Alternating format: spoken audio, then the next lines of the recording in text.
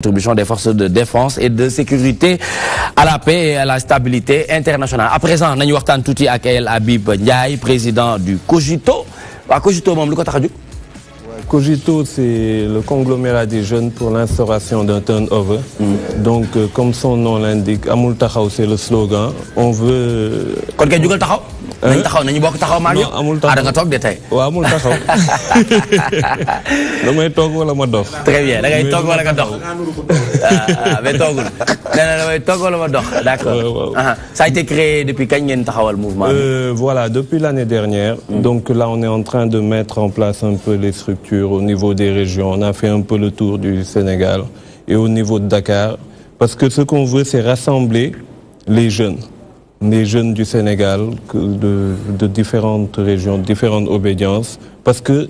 les jeunes constituent 90% de la population. Et pourtant, on est en marge des instances décisionnelles, on est en marge des pouvoirs économiques, tout ça. Donc, je pense que, et on l'a tous pensé, il y a un problème d'organisation qui se pose. Quand on a fait le tour du Sénégal, on s'est rendu compte que de part et d'autre, il y a des mouvements qui sont là, dans leur ville, dans leur localité, qui font plein d'actions de développement, qui font plein de choses, et pourtant avec leurs maigres moyens. Donc on s'est dit, si on arrive à créer une synergie entre voilà, toutes ces actions, un impact beaucoup plus grand. Et puis, ça va permettre, en faisant un effet de boule de neige, de yobale, benen fan nos populations, il y a des jeunes qui peut-être ils ont une position attentiste. Tu vois une plus grande majorité, j'ai déposé mon CV, il y a 5 ans. Qu'est-ce que tu fais depuis 5 ans? Quel est le nom non, j'attends un financement. Et entre-temps, tu te rends compte que les années passent. Pendant 5 ans, donc, position attentiste. Sénégal, dañu rafet njot, machallah. Man loolu neex na ma tamit ci ñoom. Sen rafet njot. Xaar. Waaw loolu jàpp naa ne ñaaw njot la. Commissaire moom boobu Sëñ Saliou neen da ngay ne si mbir rafet njot. Waaye nekkoo si Sëñ Saliou mu ne da ngay ne si mbir rafet njot waaye soo newul si dara moom di si séentu dara loolu ab ñaaw njot la dafa am na solo jamono jii nii bi ngeen ko taxawalee ak léegi nii nee nga daaw ngeen ko taxawal waaye ren ngeen ko gën a jëmmal ndax bëgg ngeen ko structuré ñu xam ku ci nekk ci bureau yi nu muy tëddee mais membres yi jamono jii nii ñi nga xamante ne adhéré nañu ci Amul Taxaw ci li ñu toll. Voilà, je veux pas me lancer dans des chiffres, parce que là, on n'a pas encore commencé la vente des cartes. On est en train de se structurer. Mais ce que je peux dire, c'est que voilà, on est plusieurs milliers, parce que dans toutes les régions, on est voilà, des milliers, quelques centaines. Donc on est plusieurs milliers. Mais comprendre, man. Akama amuna comprendre, Mohamed Thiam. Donc question amna noy wax ak man rek man ma sentir ne Fatima mo fi xaj wala Papa Ousmane wala sax monsieur Diaw Fara ma Diaw xor mais nga xamantene mu nga Moussa fomp tuuti sa gémine parce que sa ceeb bi nga doon lekk waaw mu ngi nii ba léegi nii dégg nga voilà. Donc voilà, je ne veux pas donner un chiffre exact parce que ce qu'on est en train de faire, on a mis en place des comités de pilotage dans chaque région, des commissions dans les départements et des cellules dans les régions. Là, à partir du mois de mai, on va commencer le lancement des cartes et puis nous, au niveau de chaque commission, ils vont voir exactement combien d'adhérents ils ont au niveau de toutes les régions. On ne met pas en avant Dakar, c'est le Sénégal, c'est tous les jeunes du Sénégal, donc c'est toutes les régions ensemble, nous avons l'activité. D'accord, un pour tous, tous pour un, c'est important. Ouais, très important. Mais tu contenu bi dina ci am solo par rapport à la situation yi nga xamni yépp exposé nga collègues yan stratégie yan mécanisme ngeen xalaat ni mom ngeen mëna mettre en place pour mëna répondre de manière satisfaisante à ces questions des populations. Exactement. Nous on a opté pour une stratégie, pour une gestion bottom-up qui va de la base vers le haut, mais pas balancer du haut vers la base. Parce qu'en matière de planification, je pense que Sénégal, par rapport au plan Sénégal émergent, tout ça, dans la planification, du haut, beaucoup envoyé vers le bas. Et lolo, impacté, je pense que les populations doivent se sentir comme il faut. Donc, je pense que le contraire, c'est à la base. PSE. Oui. Non, PSE c'est des gens yu nekk tëju seen bureau bind ay affaires après nous bëgg ko balancer et puis voilà jéem a génne à la base des répercussions mais les besoins je pense qu'ils n'ont pas été formulés liggéey bi des na alors qu'on a les matières on a les hommes on a la ressource humaine waaw non nu ngi liggéey mais jàpp naa ne liggéey bi mënoon na gën a jaar yoon parce que fii on fait beaucoup de politique, beaucoup de vent, on préfère communiquer au lieu d'agir. Alors que communication, moi, def ba pare, ba nga am lettre, après le paraître vient en seconde position. Donc ce que je voulais dire, c'est que là, on est en train de travailler avec des mouvements et des associations qu'on a regroupés ça et là dans tout le Sénégal. Et puis eux, ils sont en contact avec les populations à la base. Ku nekk ci localité am xam na lan mooy besoin exactement. Donc lu tax nu booloo dans un premier temps, c'est pour nga xam ne qu'il y ait cette synergie. Peut-être jeune bu nekk fii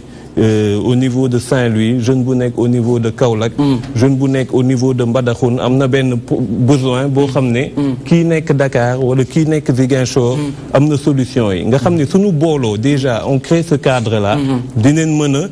sottante xalaat wala sax parce que on s'est rendu compte bu ñu demee Saint-Louis il y a des groupements de femmes yoo xam ne elles ont été formées elles ont des genres de banques ñoom nee neen on n'a pas de problème de financement au contraire ñun lu ñu am mooy problème de formation ak problème d'investissement donc ñoom elles arrivent à collecter des fonds genre tontine mais xamuñu luñ siy def alors qu'il y a d'autres jeunes yu nekk même pas loin yu booloo ils étaient dans l'agriculture donc eux ils ont besoin de financement pour mën a dóor seen programme agricole donc en créant ce link là yaa ngi répondre aux besoins de ñii ak aux besoins des autres donc loolu on peut trouver beaucoup de solutions non rek sans aller loin et puis l'État est là il y a des structures étatiques qui sont là yoo xam ne c'est au service des populations donc problème d'information les données surtout ça parce que donc cadre bi c'est surtout ça nga xam ne pouvoir passer l'information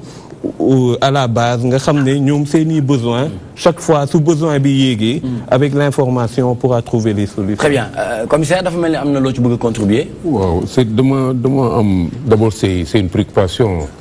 que j'ai toujours eue xalaat nan la ñuy fexee ba yëpp pouvoir xale yi migré ci loolu te bàyyi toog bi pouvoir politique bi pouvoir économique bi yar gi ci biir quartier yi ñu xam nan la jeunes yi di nekkee en responsabilité sama préoccupation la dama lancé woon benn groupe sur le Facebook bu ma tudde woon Demain le Sénégal bi nga xam ni débat yooyu laa ci doon lancé dama ko mettre en dormance depuis 1 an à peu près Demain le Sénégal Demain le Sénégal donc mais il faut que ngeen bañ a wéetal seen bopp parce que addina bi fi ngeen ko jëlee ci digg bi la parce que da ngeen seet jeunes yi fi ñu paanee ngeen bugg fa créer dépannage te addina bi yëpp moo paan jeunes yi li leen paanal du dossiers yi ñu déposé jeunes yi li leen paanal seen état de jeune mentalité yi fi ñu toll xamuñu fu ñu jógee problème mu éducation bu tar bi nga xam ni dafa tax tey par exemple tu prends un jeune je dis je maa ngi ko doon wax l'autre jour jeunes yu bari dinañ ma mere da ngay dem sunu bourse yi nan ñuy jox sunu bourse 200 000 jeunes ku nekk taxaw ni état bi dafa lay jox 30 000 francs par weer nga dem États-Unis amu fa nga dem France amu fa àll bi ngeen di wax nii aujourd'hui je suis en chantier chez moi j'ai un gosse de 17 ans et un gosse de 16 ans yu jógee Mbirkilaan tous les jours ñu ngi liggéey sama kër pour am 2500 3000 francs 5000 francs di téléphoner ak seen papa ak seen yaay di contribuer à l'entretien de leur famille te ñu ngi nii ils n'ont pas ce problème là que ñun ñu intellectualiser jaxase pourquoi parce que delluwuñu à la base ngeen boole ci ñëpp ce problème ne vous concerne pas tous les jeunes vous allez vous retrouver tout seul dans des discours creux avec des associations parce que fi ngeen commencé fan la fi jeunes yi paane mais fan ngeen jëm Vous allez, est-ce que vous me dites des solutions aux jeunes, mais dans un contexte en panne, il n'y a pas de solution. Il y a des semblants de solutions et des semblants de résultats. Il y a accès aux vecteurs, vous semblez les contrôler, ça ne marche pas. Il faut que vous compreniez ni da ngeen di dellu si waat ci lépp organisé waat ñëpp boole ci ñëpp maire yi paa yi ñëpp parce que nous sommes tous plongés dans cette réflexion ñi bëgg réew mi baax daal ñu ngi ci boobu réflexion parce que ëllëg wàllu ndaw la. Merci monsieur le commissaire. looloo tax ñun on a voilà des parrains ñoo xamante ni comme ñu mel ni yow maa ngi doon ne après naa jël sa. moom nee na demain le Sénégal agir ensemble. faut que mu voilà faut mu am mag yoo xam ne mooy lu naan mag mën naa bàyyi. waaw comme ñun ñu amee mag yokku nu xam-xam mais lu nga wax exactement foofu laa tàmbalee. ndaxte lu nga wax socle bi. ak valeurs yi. ak xam suñu bopp. ngir mën a dem kanam moo tax ma bind livre bi. j'ai commencé avec ça parce que nit ku amul base nit ku amul valeur nit ku xamul. ay richesse am xamul boppam. xamul fu mu jugee xamul waaw du dem. très bien Fatima c'est pour ça que j'ai commencé avec ça.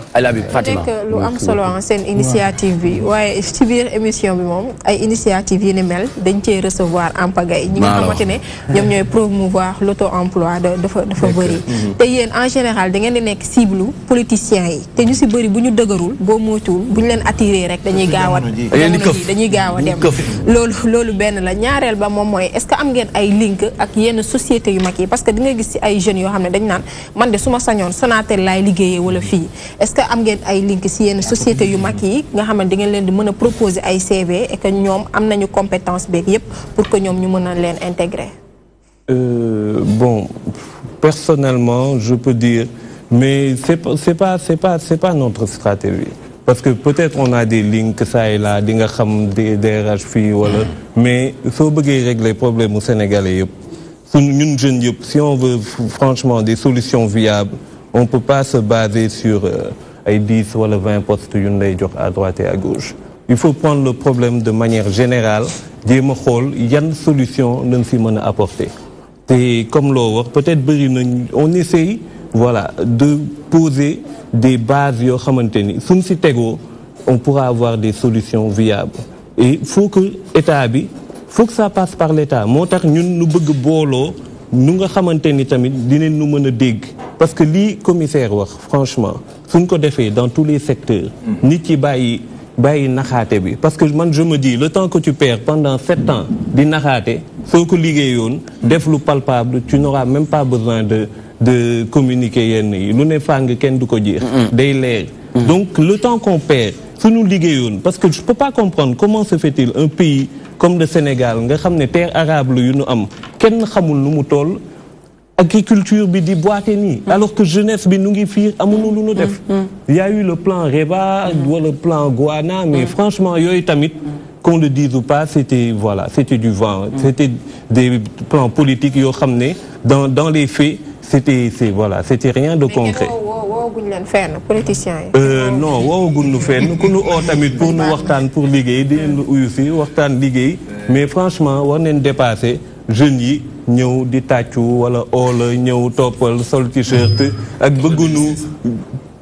bëggunu ghettoiser dans des ASC semaine de la jeunesse vacances citoyennes neen bàyyi fo bi quoi dëggantaan franchement dégg nga li nga xamante ne moom la ñuy El Habib indil mu nekk lu am solo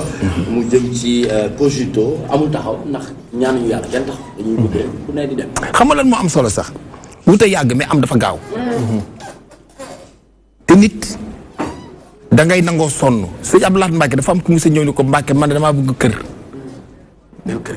sëñ bi xool ko xam ne kii mu xool loxo yi mu nooy nepp mu xool ko mu ne ko luy sa métier mu ne ko lijjanti sëñ bi ne ko bindal kër mu bind kër mu ne ko bindaatal kër mu ne ko bindaatal kër mu ne ko raagu mujj gi la maas ko ci suuf mu ne ko liir waa ji ne kër mu ne ko kër mu ne ko kër yi mu ne kër yi mooy li nga doon wax pour ñu dimbal na ca fekk loxol borom ba bëggee kër da ngay kër yi pour am kër mooy tax nga kër yi waaye boo ne damay toog damaa bëgg nangam toog la Golbert Diagne wax rek ñaaw njort baax na boo ñaaw njort toog ci buntu trottoir bi seen benn kandi camion di ñëw bu pneu ba rëccee dal sa kaw ñaaw njort baax na foofu nit da ngay am loo xam ni kenn du la ko defal yaa koy defal sa bopp koy jom chaque jour moo xam nit mën nañ la toggal mën nañ la taaj mën nañ la samay sàq meeg wanaas ko defal foofu muy jom lu commissaire wax léegi jom dañu war a tàggat njaboot gi ci jom ñun bi ñuy fi may daanele bi may jàngi métier am na ñoo xam ne dama maasé woon ak ñoom ñuy jàng ñu dem seeti suñu benn bàjjan xam naa ni ñi ngi may seetaan parce que histoire la. waaw ñu dem fa ñu laaj kii maa ngi cité kii ñu ne ko yaa ngi fan kii naa man maa ngi fii kii ni maa ngi fii man ñu ma laaj man leen ma damay jàng mais ci menuisier keex wàcc ci raxasu mu naqari ma ñëw wax ko sama papa ni ma góorgóorlu rek ñooñu leen jàng bon ñii daal def na ñu échec ñii di kii man sama premier salaire à l'âge de 19 ans ñu fay ma sama salaire sama papa jël enveloppe def ci 20 000 francs jamono jooy ni ma demal jox ko sa bàjjen ma jël man booba fàtte naa mais mag ñi dañuy takk parce que tontu du wees ma jël yow ñu ko sama papa kan moo la ko jox sama premier salaire mu ne ko kon yaa ngi liggéey ma ne ko léegi maa ngi liggéey benn service Sénégal Muraat mu taseeg sama papa benn dëj am mu ñu tase sama papa ni ko sa doom ji kër ak sama doom ji ñëw na fi kër jox na ñeenti bu ne ko waa ci raxasu ba moo la jox ñeenti junni yooyu très bien mu nekk lu am solo ndax réew mi moom noonu la tëddee ah donc am na yenn yoo xamante ne baax na ñi koy encourager suñuy jeunes di leen gën a mën a tàggat mais aussi lan la ñu mën a séentu ak amul taxaw ak li nga xamante ne ñu ngi ciy jëm ci élection présidentielle et puis nga jaaraale fa defaale li nga xamante ne moom mooy le mot de la fin. Ok donc fu nu jëm déjà mooy inciter tous les jeunes à s'inscrire et à aller retirer leur carte. Parce qu'il y en a qui demandent si c'est un mouvement politique ou apolitique. On n'est pas dans ces clivages-là. On est des Sénégalais, soucieux de notre devenir et de notre développement. Donc, nous nous def ba yegg fofu. C'est notre objectif là devant nous. Si ça doit passer par des élections, si nous bolo ñun jeunes yépp am ku ñu jiital mu jaar fa suñu war a waxtaan ak ay politiciens ñu n'en veut rien d'autre que nous liggéey suñu dëkk teg ko ci yoon dara gënul neex nga xam ne ñu nu teg pour nu liggéey dëkk bi nu ngi koy liggéey ñun nu nekk ci suñuy activité professionnelle nga xam ne tu te soucies même pas de la gestion de la cité parce que ñun ko dénk dal leen xel waaye ñàkk dal xel bi moo tax à droite et à gauche chacun est obligé de poser des actes pour que dëkk bi jëm kanam donc on essaie de regrouper les jeunes neen booloo inscrire téye suñuy carte après nag nga xam ne lu war a am nu mën a waxtaan voilà kon daas fanaanal quoi gars yi xam nañ ne yaa ngi def ay crêpes yu neex yu am solo waaw Pape Ousmane xam nga ko xamoo am na fi yoon ah bon ci deux voies yi nii deux voies wu Sacré-Cœur yi mais ay crêpes yu amul ba pare ak café gi nii à côté wa comme ça ñu gis nga nii veste bi nii bu demee nii da koy simmi de def ay crêpes yu am solo waaye léegi ñu dem fa cogiter léegi am nga commencé nga recruter de dafa waaw mais yaa ngi décentralisé wala décentralisé waaw commencé woon neen mais bon là on est delluwaat neen point ak mën a def dinañ ñëw cogiter monsieur Crêpe très bien merci beaucoup El Habib Ndiaye président du Cogito ñu doon waxtaanee lépp li nga xamante ne rek soxal na seen mouvement bi ndax doxin bi nga xamante ne bëgg nañ ko doxee ngir wane yeneen xar-xar kanam mu réew mi jàppale jeunes yi nga xamante ne amaana que ñenn ñi am nañu lijaasa ñeneen ñi amuñu lijaasa waaye naka la ñuy mën a def rek ba boole doole yi ngir mu mën a dem ca kaw ca kanam